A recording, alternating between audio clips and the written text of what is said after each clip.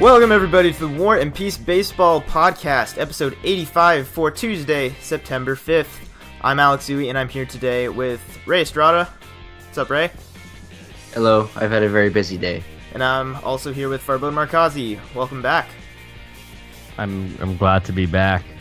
Yeah, I know, it's just been Ray and I for a while now, so we're going to have to get reacclimated. See, Rudy and I want to give you two some personal time. That's about it. All right. Well, I can respect that at the very least. Yeah. You know, we have less people podcasting today than JD Martinez had in today's game alone, and we'll get to all of that as well as the rest of the news here. So yeah, you guys have anything else before we jump into the heart of our podcast? Nope. All right. Boring as usual. Here we go. I've got to do the news! Yeah, so like I mentioned, JD Martinez is not human. We've confirmed this now. He has homered in four consecutive plate appearances against the Dodgers, including 3 straight innings, which I think that is the 10th time that's happened in Major League history, if the people on Twitter are spitting their facts correctly.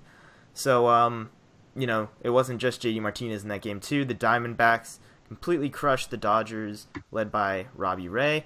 On the pitching side of things, struck out 14 Dodgers in his start today in a combined shutout. So, Ray, obviously you are the most happy about what's going on here with the Dodgers, losing 9 out of their last 10. Try to contain your joy as you describe the Dodgers' slide here, and then we'll get to the Diamondbacks and how good they've been also. Yeah, it's been interesting to say the least because it's kind of mixed emotions because they're so far ahead and because we know the Dodgers are really good. Like, there was no thing like, oh, this could be a fluke. No, we know this Dodger team has the talent to be this, to have the season like they're having. Seager's been out for, I think, it's going to be about a week coming up. And so kind of inconsistent lineups. And you can get that sometimes when you have September call-ups. Not making any excuses. Like nobody's really played well except Bellinger and Turner. Pitching hasn't been up to standard, but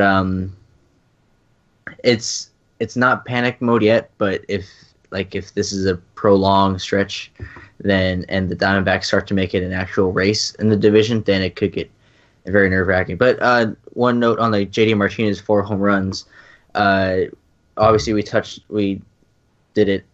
We had an episode earlier in the year talking about Scooter Gennett and his 4 home runs in a game. And the last time that 2 players had 4 home run games, 2 separate players had 4 home run games in the same season was 2002 when Mike Cameron and Sean Green each had 4 home run games. Has any player ever had 2 4 home run games in the same season? Or no? Is that a stretch?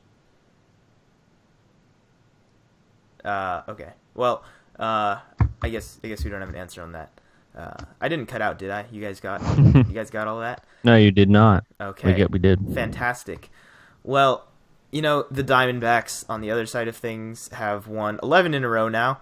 So, you know, Ray, like you said, you're not really worried. Well, if you rinse and repeat these last 12 days or so, this could be a very close division race, which I can't imagine that any team could maintain that kind of, like, if the Diamondbacks break the all-time consecutive win streak in a Major League season, well, that'd be dandy, I guess, for them. And if the Dodgers, for some reason, lose 9 out of their next 10, I would also be equally as surprised because that team is way too good and they have Clayton Kershaw. So, you know, like you said, no real worry there. But I like interesting division races. I don't really like blowouts where the division is clinched, at the beginning of September. What is the magic number for the Dodgers now? Do you have that, Ray? I believe it is 13 because the Dbacks have not lost and the Dodgers have only had that 1 win. Okay. I don't think the division should even be the division should be anything worried about.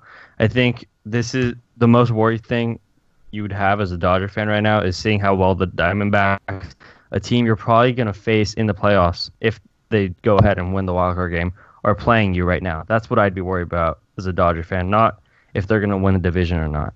Yeah, I think they are tied in the season series now, right? Is it 8 apiece for these teams? I believe it is, but that kind of shows you, I mean, kind of the back and forth between these teams. And you get that a lot with division rivals. Even a lot of it is the Dodgers playing poorly and the Diamondbacks playing well, but a lot of it is also the Diamondbacks being a really good team and the Dodgers being a really good team. So that's the only thing I'd be worried about as a Dodger fan. Yeah, the Diamondbacks are at 80 wins now, which is, for a normal team in a normal division race, really, really good. So, no fluke there. Diamondback pitching has been as legit as it can be. I think this is a serious conversation for, one of the best pitching staffs going down the stretch anyway. They have so many favorable matchups down in these last month here too. I think they have 1 or 2 more series against the Giants. They get the Mets again.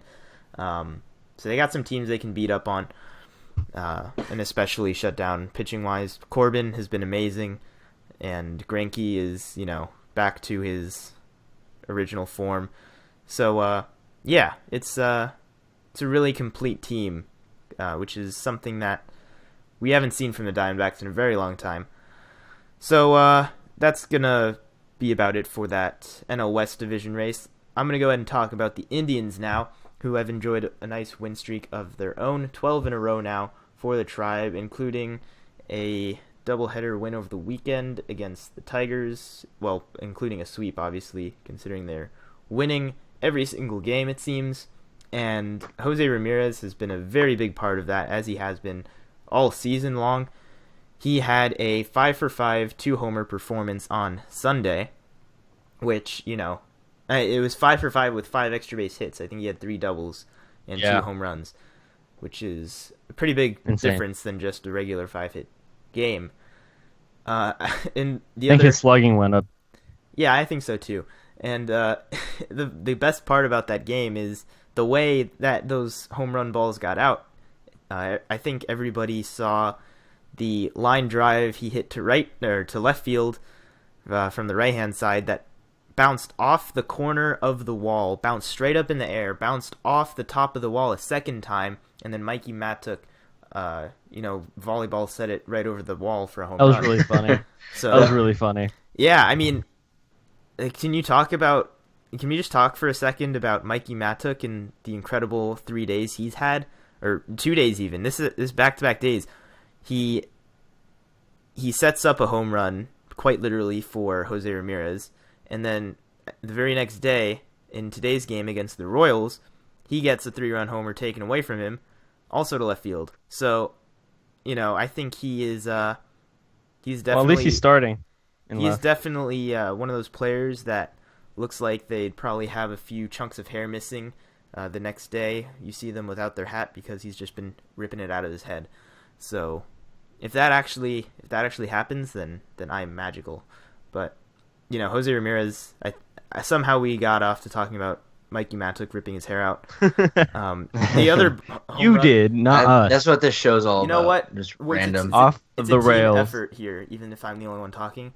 So Jose Ramirez's other home run that game also barely got out to right field, and I think it must be one of the only times that a player has had a multi-home run game where they've had a negative distance in what the projected distance should be for a home run. So he hit it less distance than he should have for balls to clear the wall, and he hit 2 of them in the same game.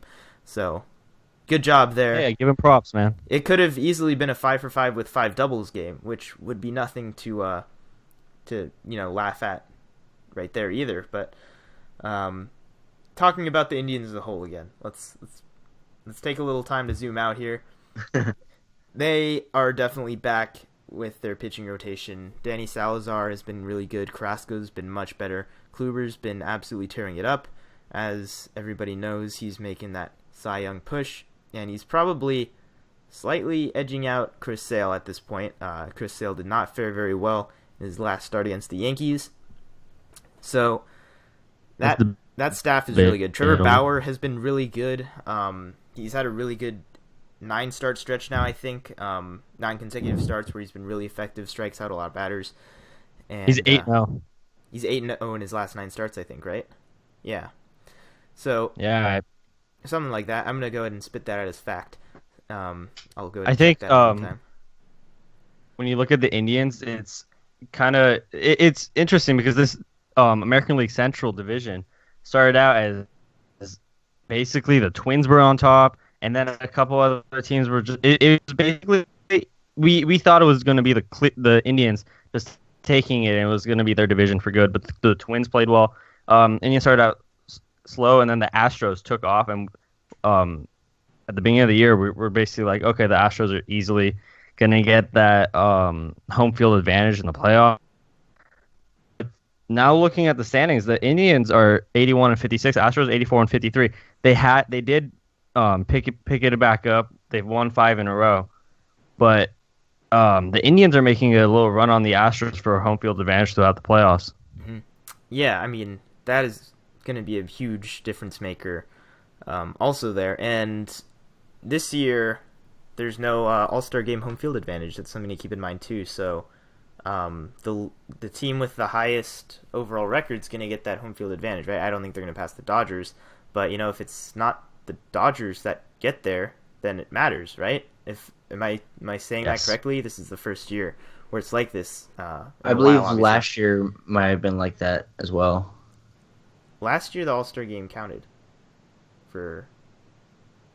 It was just this. This is the first year where the All-Star Game is not counting for the World Series home field advantage. Right? Somebody double check Yes. that for me. I'm not crazy, right? Okay. I believe I'm on it. Okay. Well, you do that, bud. while you double check on that, I did double check on the Bauer thing. He is 8-0 in his last 10 starts, has not lost a game since July 16th against Oakland. So We're definitely double checking during the show. He's definitely been dealing in all that time. He's lowered his ERA over a run in that time. So, Trevor Bauer, he is finally doing what everybody expected. Trevor Bauer things. Yeah, Trevor Bauer things that everybody He's thought would not happen. rapping, and now he's pitched. How many years ago was that when Trevor Bauer was, one of the top-rated prospects coming out of UCLA? It was quite a while ago now. He is not That was when he's not that- necessarily a young pitcher anymore. that was when he was traded for Didi Gregorius. Was he really? I believe so. How would that have worked? Okay. Bauer was drafted by the Diamondbacks. Oh yeah, you're right. Okay, I'm putting it all together now in my head here. Yeah, he made his first rap. with he the was drafted Diamondbacks. in 2011, so quite a while ago. Mhm. Yeah, Making me feel old. Indians pitching is really good, as we mentioned before. As always. Yeah, and I mean they're dealing with an incomplete team out there too, kind of. I mean they don't have Brantley, they don't have Bradley Zimmer, who hasn't really been hitting well, but still a pretty good outfielder to have, and they've just been keeping it all together with their superstar switch hitting duo there with Lindor and Jose Ramirez. Actually, there's Carlos Santana too. Why are all the Indians switch hitters? Is that how did that happen? They just told every single one of their prospects, hey, try hitting from the other side of the plate too, just in case it works, and it just And worked be for all really of them. good at it. Yeah, and just in case you're really good, and they all are. Now I guess Francisco Mejia can join the pack there in the switch hitting Indians core. Can we talk about the steal the Indians got for Carlos Santana? I forget what his contract was, but it was an insanely team-friendly contract. I'm trying to look it up right now, but my Wi-Fi is being really slow. But I was watching the when the Indians were playing the Yankees, and they were talking about the contract, and I was like, wow, he's talking about guys who've underperformed their contract. He has way overperformed what he's being paid. Yeah, I mean, I don't know what it is off the top of my head either, but definitely doesn't have a big contract, and he is the Indians do that a lot. They get those nice team-friendly long-term deals. Same with Jose Ramirez. I did want to bring up something else about Trevor Bauer. I moved on from him. It was prematurely. 5 year, $21 million. Jesus Christ. He picked up his option was picked up by the Indians for this year for $12 million. He made more than half of the 5 years this year. Hopefully that man gets paid when this contract is up. That's, I mean, Yeah. good for the Indians, but I want it to be good for him too. I mean, he's definitely earned more than that. Trevor Bauer, though, I had one more thing with him. In today's game against the White Sox, he took the ball today and won yet again. And Avisail Garcia had, Really fun. had some choice words for Trevor Bauer in the middle of an at bat. He took he swung through a first pitch slider that was in the zone, and then started barking something like, I'm on you, and he steps out of the box, and Trevor Bauer is standing on the mound saying, well, get back in there. Like, he's pointing very visibly, like, hey, get back in the box so I can strike you out. And Bauer goes back there. He struck him out and then told him to go back to the dugout. Yeah, Told him and to sit I down. wanted to, to give the full explanation. He threw him a fastball right down the middle, very next pitch. Garcia fouled it off, and then he swung through a curveball, and it's just what is Garcia talking about? Like, is he getting upset at Bauer for not throwing him fastballs? Does he not understand that that is what baseball is that guy's trying to get you out and not trying to He's let on you the hit? White Sox.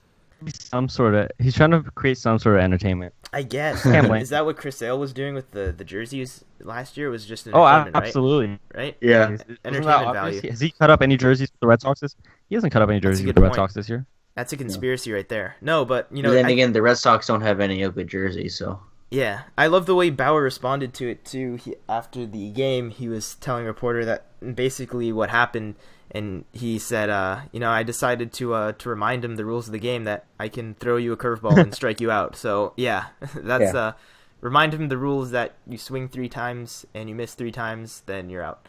So good job, Trevor Bauer, and putting the White Sox even further into a hole that they can't seem to find any way out of.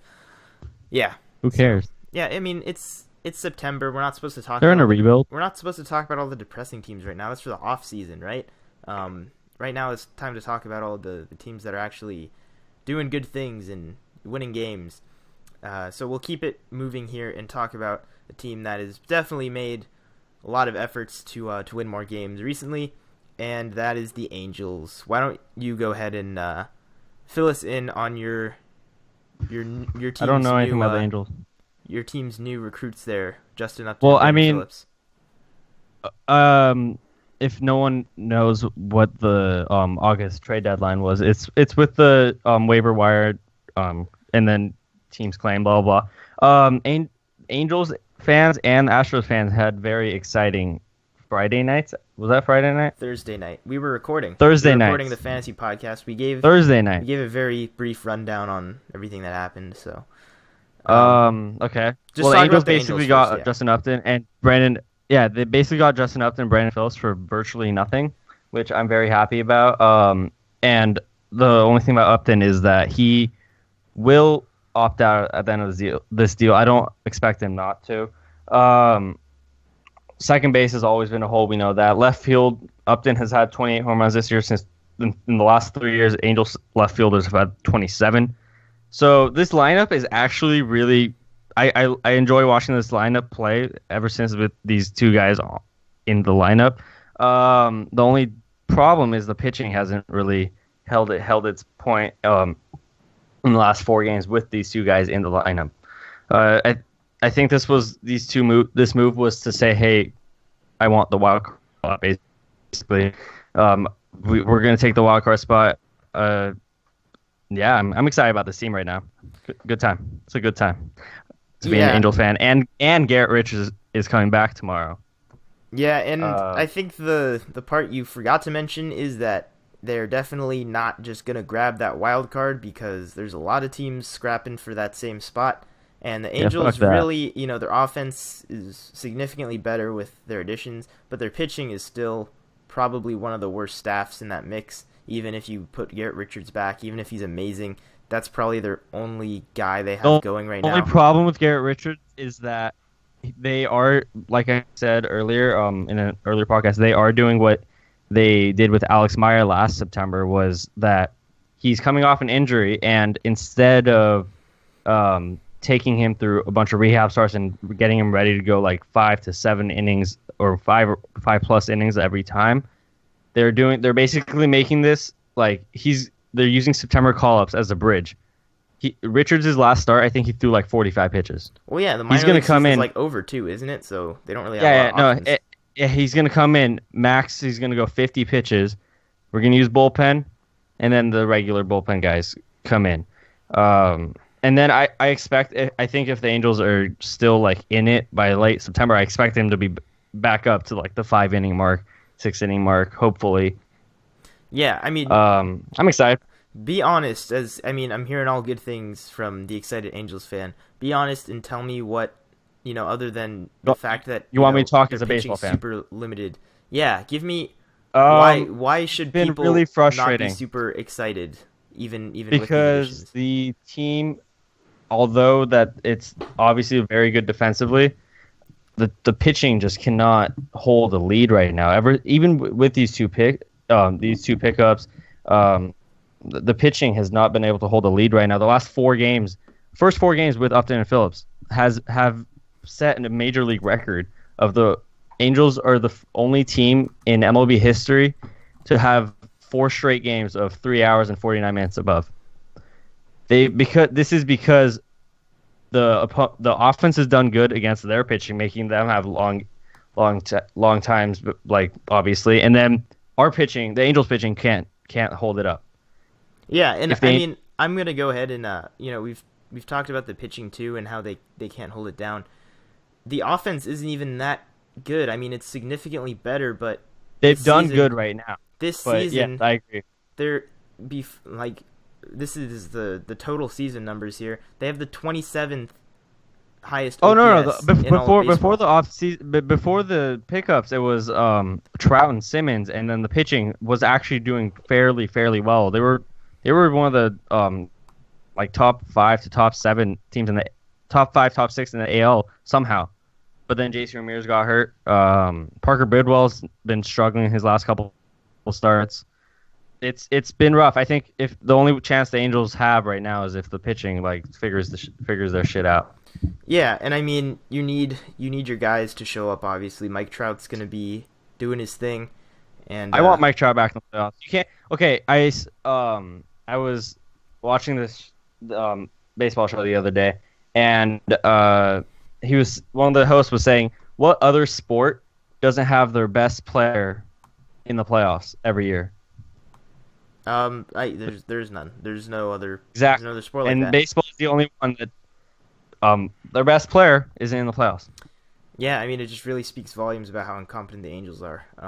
Yeah. I'm not confident in this team, even with the moves they've made. I really like Justin Upton. I don't think he's gonna falter too much. I just don't think they have enough to be better than some of these other wild card teams. I guess, I keep just saying other wild card teams. I'll go ahead and tell you how it currently stands right now. The Yankees hold the first spot by 3 games or so. Minnesota is currently holding the second spot by half a game. Baltimore, Texas, Seattle, and Kansas City and Tampa Bay are all within 3 games of the second wild card spot. I don't think Seattle's going to make it. Well, Seattle's pitching is worse than the Angels, which is really hard to do. Yeah.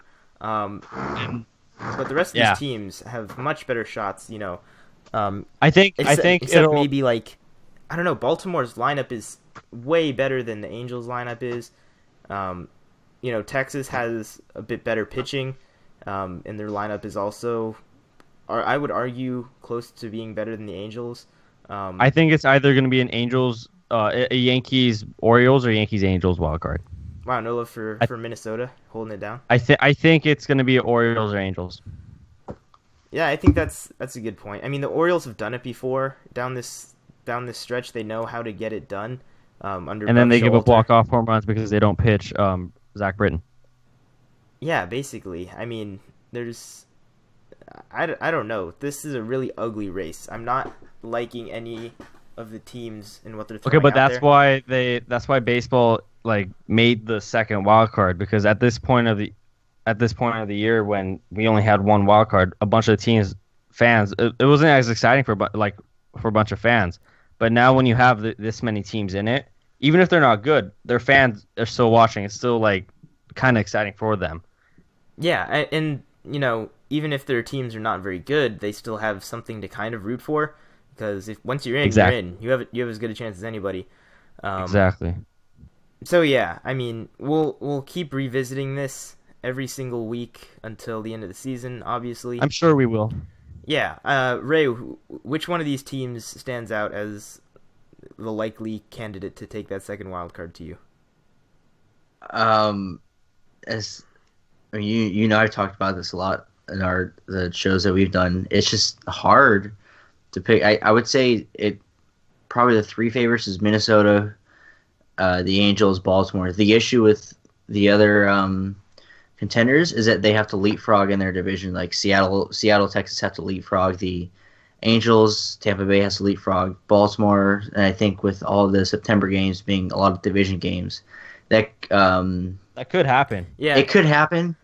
It could happen, but I think it's a much more advantage to the teams who are The already Angels ahead. meet with the Rangers once more this year, I think, and then the Mariners a couple times. I think there's a lot of false security in seeing the order of these teams right now, and you know, talking about leapfrogging.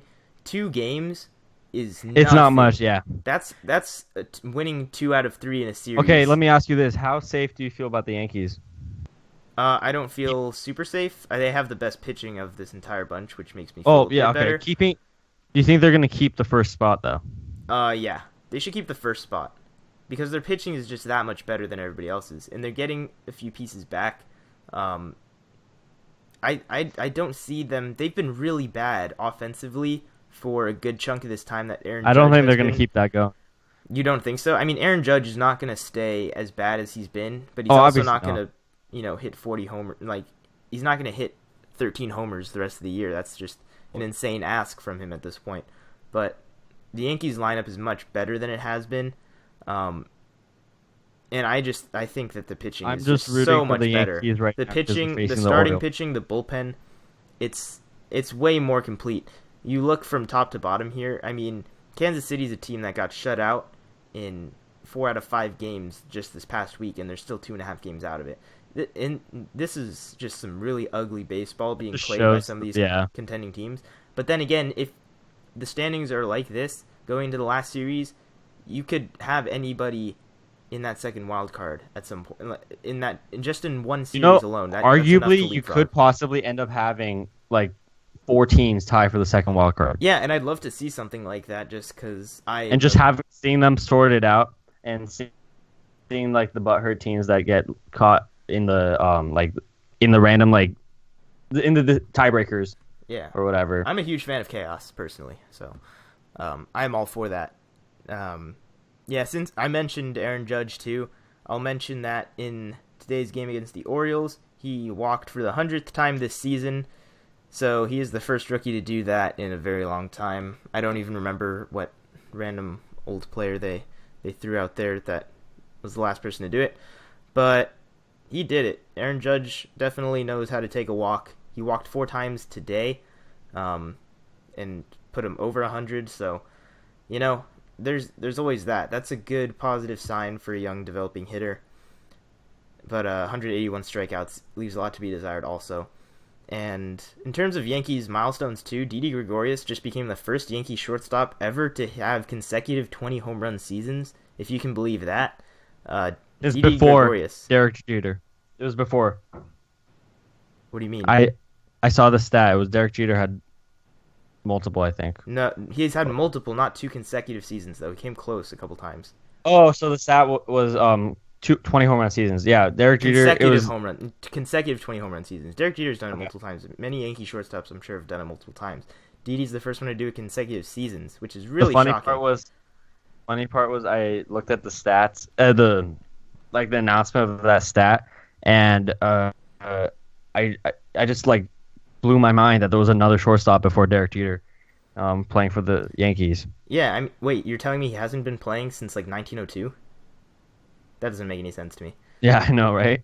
Yeah. Well, you know, there's Basically. that's over 100 years of well over 100 years of history there, so good job to him. It's nothing really to shrug at unless you don't really care, and then you can shrug at it, I guess. But if you're a Yankees fan, it's nothing to shrug at.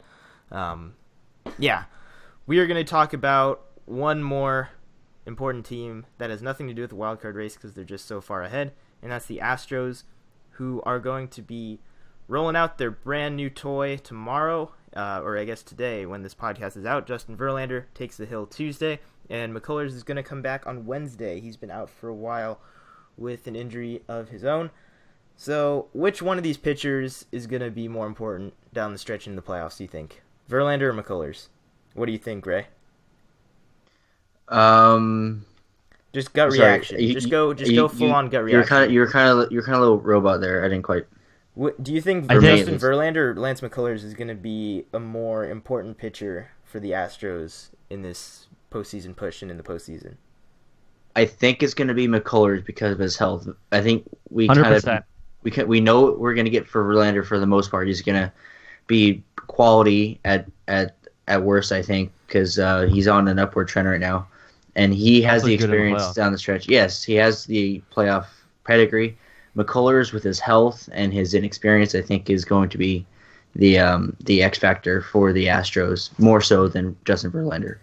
The Astros definitely 100%. have one of the best pitching staffs out there, and pitching was one of their major concerns. I'd beg to differ. No, pitching was one of their major concerns going into this. I agree with that. Now they're rolling out a rotation that features Dallas Keuchel, Justin Verlander, Lance McCullers, Charlie Morton, who's been really good for them. They have Colin McHugh, who's been serviceable. They've got Mike Fiers, who's been kind of garbage lately. They've got a lot of options at the back end, but 1 through 4, I'm taking that over a lot of other teams out there. Why do you disagree with that, Forbode? Well, no, I agree with that. That they're good now, but I thought you meant this year that they've been a good rotation, overall People this year. People have been really critical of their rotation this year, but just with this one acquisition, and they get one of their guys back off the DL, it turns around really quick. Okay, what do you think? Who do you think is more important, McCullers or Verlander?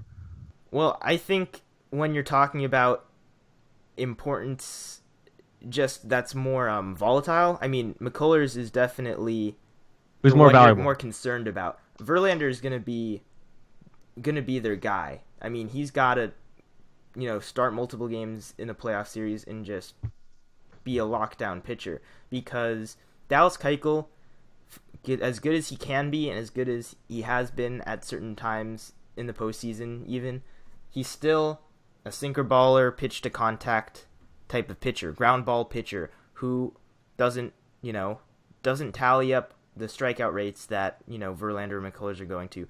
Verlander has to be their guy that they can turn to in a big game to just absolutely stop any kind of momentum that's going to come up. And I mean, McCullers can be that guy. He has all the potential in the world to do that.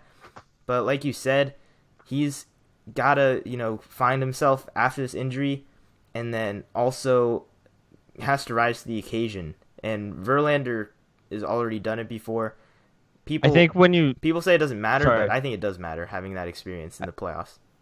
I think when you look at the Astros, just what pitcher do you think? The question of what pitcher is the most important to the Astros? We've heard this the last couple of years. I think with a lot of people, they have answered McCullers just because his health, the fact that if he's on the field, he's a very important that's very important. Obviously, we know their ace, Dallas Keuchel, but the fact that he's on the field, I think if he's healthy, he could very well end up being the most important, most valuable. Like you said, I do value experience a lot, and I think Verlander is very valuable there too. Yeah, and I've said it all the time. Stuff plays in the playoffs more than anything. If you got a guy that can throw in the high 90s like McCuller, and then pull a string on a curveball with probably one of the best curveballs in all of baseball, based on that spin rate he gets on it. That's going to play especially good in the playoffs when everything's on the line. And the reason I like Verlander is because he's kind of like Kershaw has been before. Kershaw, when Verlander was in his prime, he knows how to get into that groove. He knows how to, pitch deep into games. He knows how to go and cruise control. I still think he basically can. comfortably. No, I know. I'm saying that he knows how to do that, and he also knows how to dial it up to the next level, and absolutely dominate a team. And I think you're gonna see more of that Verlander in the playoffs throughout. You're not gonna see Verlander. That shows the real popping like 90 mile an hour fastballs in there. That shows the ace Verlander. I think that's why they went out and got him. He is that horse to lead the team throughout the playoffs. Yeah, and I mean, I'm just saying that at that point they don't need a horse. They need electric stuff. They don't need a guy to just tuck up fastballs on a. He's not going out every 5 days. He's going out with everything he's got in his as few pitches as possible. So that's the difference. I just wanted to make that clear. We spent a lot of time on Verlander there, but he's established. He's not. What was your favorite tweet of that night, of the of the night that these trades were done? There was one that said the Tigers traded 2 Justins today and 2 Uptons. Yeah, they lost both their Justins and both their Uptons. I mean, come on, that's now is probably the worst time ever to be a Tigers fan. And then another the other tweet was, what was it? It was like the Tigers, the Verlander made his last decision, made his decision in the last minute, so you could say it was Minute Maid, and that's the Astros ballpark. Oh man, man, Jesus, I don't know how to feel about that. Ouch. That is quite a terrible pun right there. I like the Upton one. Yeah, I did too, and That's that's not so much of a pun as that's just the reality. What was the bigger? Why would you be more devastated as a Tiger fan losing Verlander or Kate Upton? Obviously Verlander. I mean, Kate Upton has an Instagram, probably so shows up to a lot of the games. You can still, showing up to the games, dude, whatever. Come on, You can watch her. you can. Kidding. He's like, but you can see her in person. Okay, this has gotten really bad. What are you doing, Farbode? What are you doing? We need the rails. We need a distraction. We need somebody. Roller coaster. We need somebody who just attracts all the attention in the world whenever his name is mentioned. Stanton. Let's talk about Stanton. He's at 53 homers now. That's about all the news I have for you, because he's just gonna keep doing it. What do you think he's gonna end on? We bring up predictions every single week. I'm still throwing out like 61. That's my 62, 63 is what I've always said. Okay. 62. 62. Okay. We just doesn't like him. That's why he predicts so low. Right. I like him the least of all of you, apparently. Yeah, fuck you.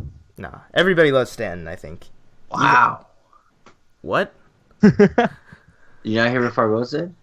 I did, but I tend to ignore these kinds of things just because my brain's going 100 miles an hour right now, just trying to keep things rolling here. And I intend to do just that. I do intend to keep things rolling. So let's go ahead and talk about some injuries with our injury update. You have your ubulus muscle that connects to the upper dorsimus. It's boring. All right, so Jake Arrieta left his last start, which was on Monday, and we don't know exactly what's happening with him. He left with some sort of hamstring discomfort, and is going to tried to pitch He tried to take some warm-up pitches, and he couldn't throw the ball. He rose, lifted his leg, and basically could not do anything after that. Yeah, so he's going to get that MRI, and he's going to hopefully be able to sort everything out before the playoffs start. Arrieta's been very quietly dominating. I guess it's a little less quiet now because he just won the Pitcher of the Month award for August, so people kind of have to realize what he's been doing. In his most recent stretch, he's had like an ERA of like a 1 point something, I think. Yeah, this is he's been very good. Some really good Jake Arrieta second half stuff right here, which good is for him. What Cubs fans, I guess, are used to at this point. Yeah, so on a similar kind of uncertain note, Paul Goldschmidt is getting an MRI done on his elbow, which is also at this point just discomfort. He's missed a couple days with that. So who's more important to their team, Goldschmidt or Arrieta? Absolutely Goldschmidt. Are you kidding me? Yeah. But Paul Goldschmidt is probably still the front runner for MVP in the National League. I completely agree with that, but where would the Cubs pitching staff be right now? Just I don't know. Just one Jake Arrieta backwards from where they were. I really don't know. They still have, they have John Lester back now, who's not been very effective, but at least he's there. He's still there. They have Lester, Lackey. Lackey's been good. Kyle Hendricks is not really good. They have a lot of holes right now. I mean, they're just able to piece it together. But Goldschmidt, come on, Is he your front runner? Your front runner for the MVP right now? Yeah, he is the front runner for me right now. And I don't want to hear any conversation about the ballpark he plays in and the lineup he has around him, which is pretty good. No, because he is just getting the job done on both sides of the ball. He has a really sucks high is wins the above replacement for a first the Diamondbacks baseman. Don't get the media coverage, so a lot of people don't get to see what he does as often as they would like a Harper or anyone on the Dodgers, or you know what I mean? Yeah, I think that's it's really too bad for a guy like that. Hopefully he's fine though. Both these guys are fine, so we don't have to keep mentioning their injuries. I hate injuries, but we got to talk about them because it's September and it matters more now than it ever does in other parts of the season. So Michael Fulmer, since our last show, has also been diagnosed with. He hasn't been diagnosed yet, right? He's going to see a doctor. I was not sure where I was going with that. Mentioned that. He is injured, and he is getting an official opinion on the actual status and diagnosis. But I can't imagine he's going to pitch again this season. Can you? I don't think the Tigers have any reason to. What's the point? Yeah, the Tigers really have less than nothing to root for right now, and I guess they can see how many balls Mikey Matuk can. I was about to say that, but other than that, really nothing. Get out of the ballpark with his head or his hand, or with his bat. Does it matter? I mean, one's funny, one's just a home run. Home runs are kind of funny sometimes. I don't know. Mikey Matuk, we mean you no harm. So, we come in peace. We're just giving you a shit right now. Probably doesn't need to be provoked. Other injuries. Aaron Hicks is back in the deal for the Yankees, and it doesn't really matter because they have a jillion outfielders. But that was a very short stint, and he's back with the same injury, same oblique injury. So hopefully he can get himself back in shape. And then, what's up with Corey Seager? Our good pal Corey Seager is gonna need a few more days with that elbow discomfort. He's on a throwing program now. Is that right? Yeah, he's on. I believe it started today. 4 to 7 day throwing program. Something with the elbow when he throws. They're not. I don't know if they know or if they just haven't told the media. Sounds like off-season surgery is a real possibility. Oh man! But it sounds like they're gonna give him as much time as he needs to come back, considering it is September with all these call-ups and the cushion that the Dodgers have. But he's fine to hit. He's pinch hit a couple times, even though he hasn't started for a few days.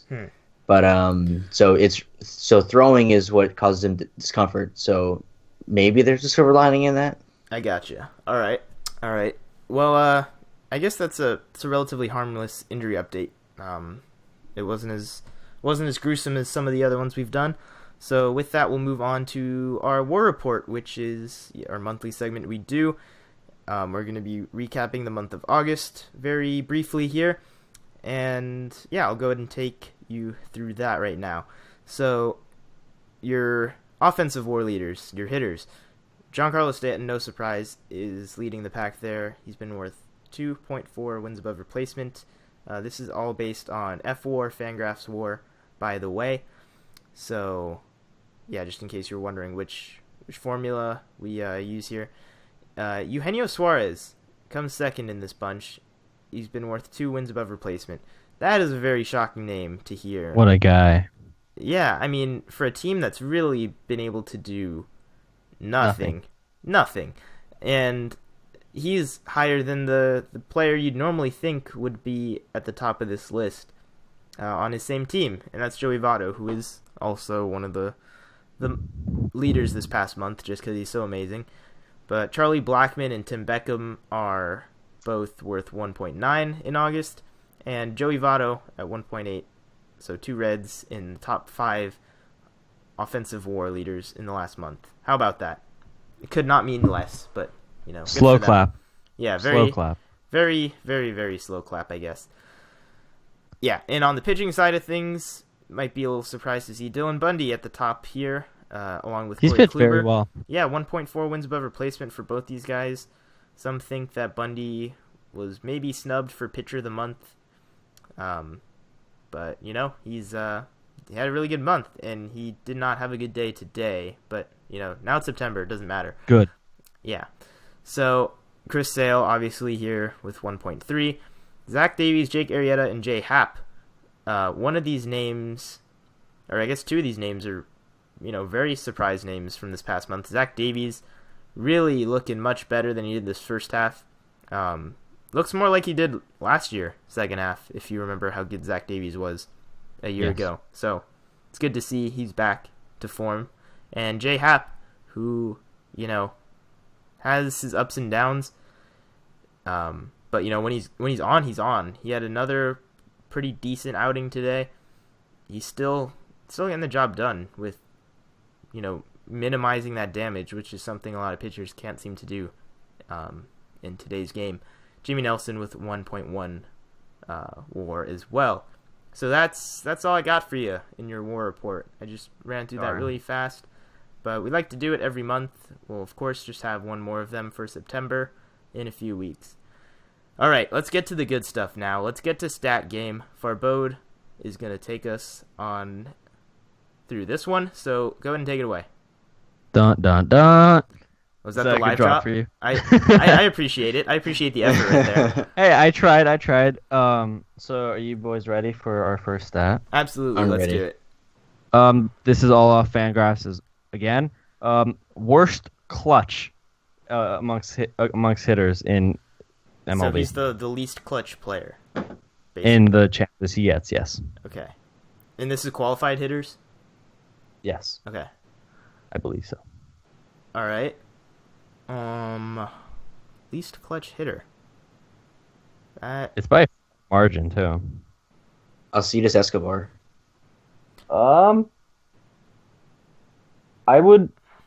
I don't see him in the worst 30, but I also think that's because he doesn't really get a lot of clutch chances. I'm going to say maybe Miguel Cabrera? Miggy. Also not there, I don't huh? see him. Interesting. Nope. Name Each of that you I get- thought for sure would be there. We're going You again? guess. Yeah. We're doing it again. Yes. Let's see if we can actually think of a name in a short amount of time here. Chris Taylor. Chris Taylor. Jesus, we're bad No. at this. Really? I'm going to say Chris Davis with the CH.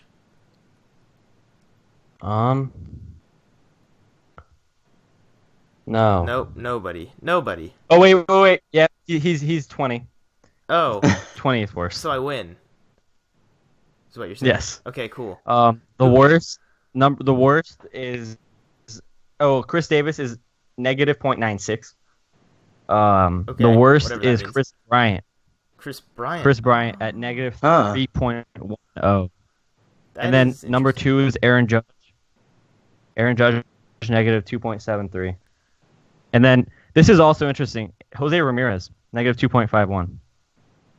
Are you sure this is a real stat? Because that doesn't seem real. Yes. Okay then. I'm on fan. Okay. So let's hope it is. Well, that just makes everything. I guess okay. Uwe gets the point. Yeah. Yeah. Give it to me. All right. Lowest pull percentage of a hitter in all of baseball. Lowest pull percentage. Yes. All right. Oh, Ray, you can go first, I guess. Uh, Unless I have a name in mind. DJ LeMahieu. That was the same one I had in my mind. Uh, Was it Ding, just ding, because ding, you? ding. I appreciate you was letting that- me go. Yeah, I'm gonna go ahead and that was the name I had in my head. Is it? Are you saying that just because you saw We- that crazy opposite field shift they put on him the other day? I don't know. No, if you I saw actually that. haven't. I No. actually haven't seen that, but I mean, he's. I like- was watching a game. I forget what team it was. They put the craziest outfield shift. They had no left fielder basically in the outfield. It was ridiculous, and he still hit a double So down the right field line. His So his pull percentage is 20.6%. The next lowest is 23.1 in Joe Mauer, and then Okay. 25.5 David Freese. I Manuel was gonna Margot, maybe 27.1. suggest that we try that one again because we both were thinking of the same person. But No, I get Okay. the point. what? Well, fine. Wow. Guess 5 because I did say top 4. Who were the other ones? You said Mauer. Who else? I said LeMahieu, Mauer, Freese, and Manuel Margot. Okay, so after those guys. Yes. Okay. I can tell you the number, but I mean I don't think the number really matters. I don't. That's not No, gonna it's help. not gonna help me at all. Exactly.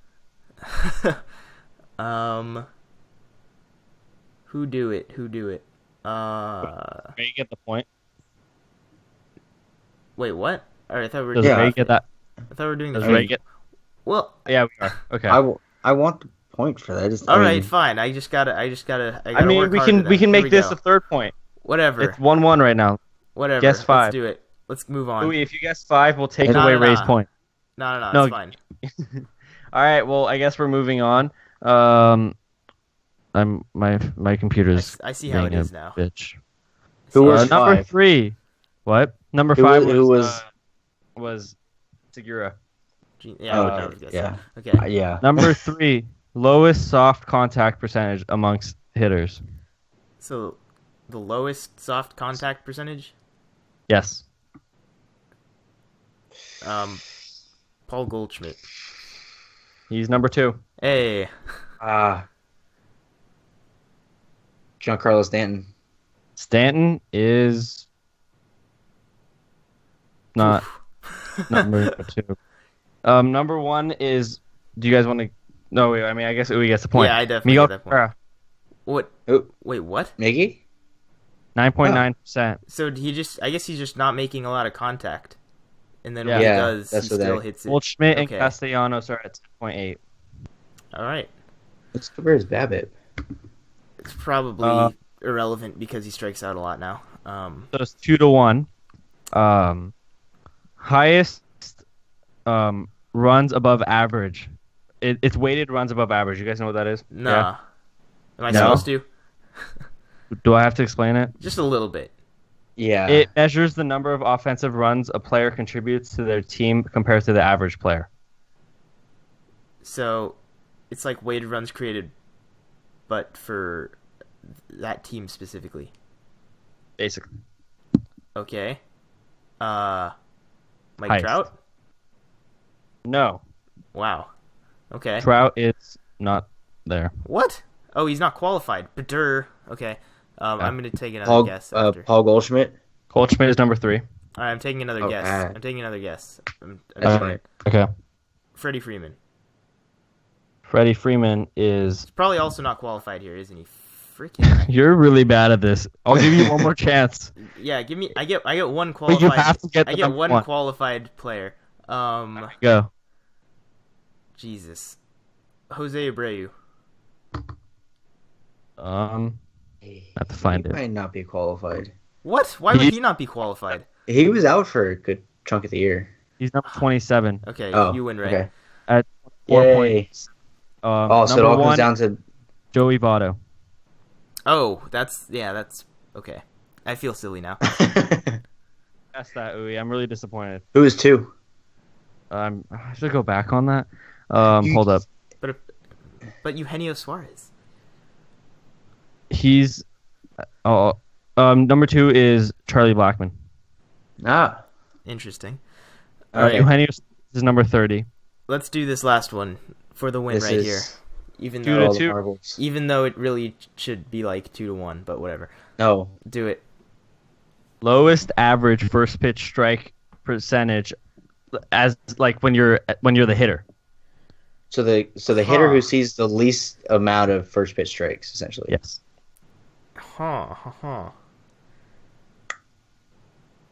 I'm gonna guess Adam Jones. I don't see him. Okay. What is He's invisible. Giancarlo Stanton. Damn, I mean, you could have just picked anyone in the top 30. Let me see if I can see him. He's number 11. Dang it. He sees a first pitch strike 53.7% of the time. Number 1 is Buster Posey, 51. I was almost gonna say Posey. Well, yeah, because the Giants just suck, so you don't even have to throw Posey strikes. I mean, there you go. Makes sense. Ray Estrada is our champion. Which Yes. is, that's gonna be under. I'm definitely gonna contest that one, so it's under protest. Your reasoning for that we should have pushed on LeMahieu is because we both and gave you the. Okay, do you want to guess first- number the 6? first- The tie? For what? For pull percentage? If you if I can go back on it. Yes. If you guess anywhere 6 to 8, you can tie. Well, I make the have rule. to get in that three Fine. player 6 range. to 10. Is that better? All right, fine. We'll make it interesting, but I'm still gonna be salty even if I get it. You better not get it. I don't have another stat. Jesus. Is it Christian Yelich? No. Okay. Christian Yelich is number 20. 6 is Inciarte, then Jose Peraza, Hunter Pence, I should have guessed. David Peralta, and Brandon Phillips. I That should have rounds out your... guessed Inciarte.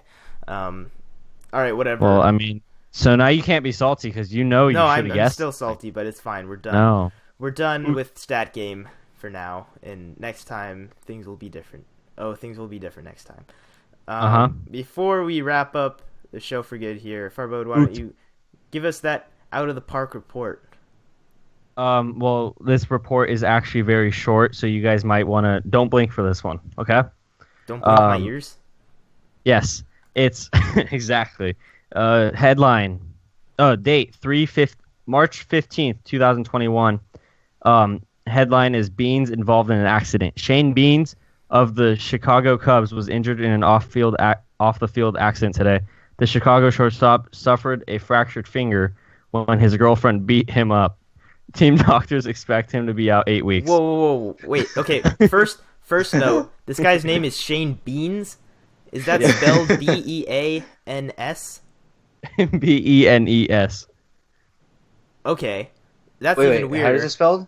Benes. Benes. Benes. Yes, and his girlfriend beat him up. That's Benes. Benes. Who gives a shit?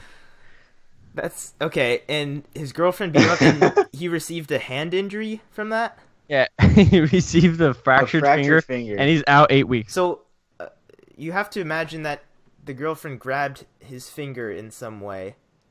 And, got him out for 8 weeks. That's so...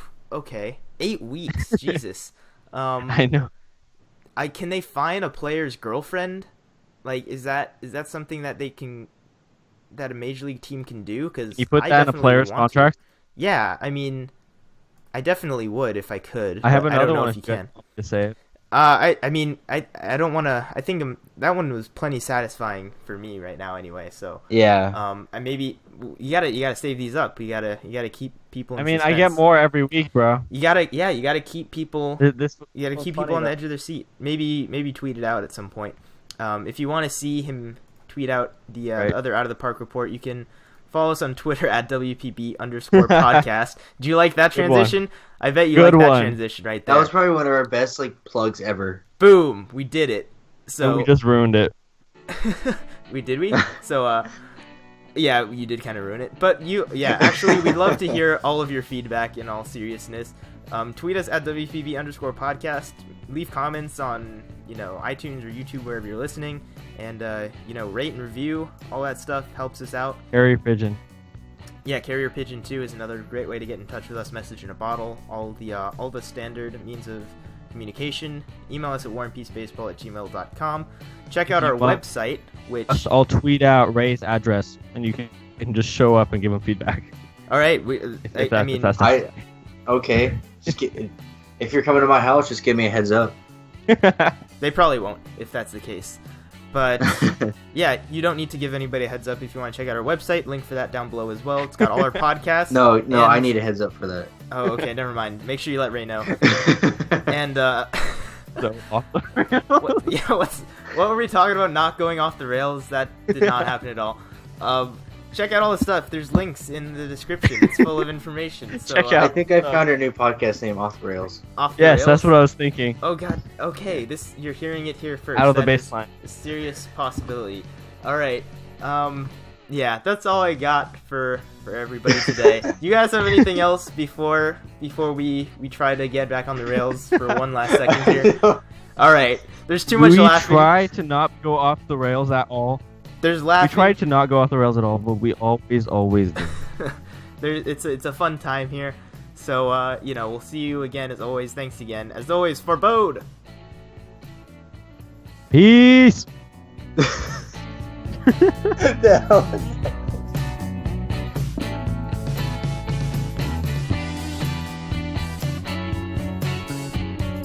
What the fuck?